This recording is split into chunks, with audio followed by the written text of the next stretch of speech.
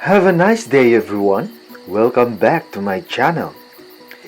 In this video, I would like to show to you on how does it look like to have a gimbal being stopped.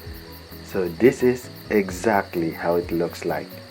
So in the first image, you wouldn't notice it in the beginning, and then later on, you'll just notice that the image becomes wavy.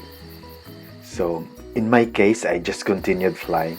I didn't really stop the drone immediately.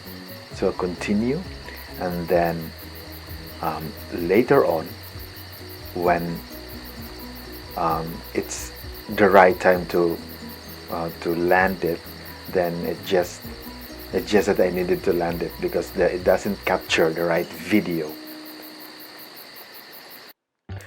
What really happened was the gimbal holder was still there when I fly the drone. So see this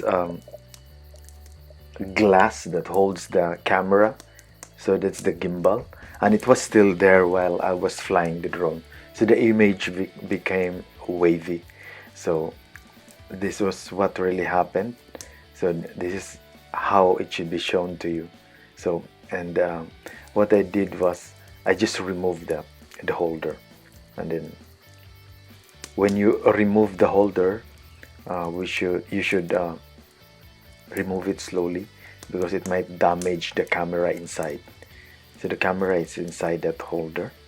So when you remove that one, then but before you remove that, you have to turn the power off and then turn the power on. So the gimbal position will, or the camera position will fix by itself. See, look at the position with the camera, because it has been so stressed with the holder, then it goes back to its natural position where there was no tension. So that is how it happened, and this is how it looks like when everything goes normal. It becomes very easy to fly the drone, and it becomes cinematic without the gimbal being stuck.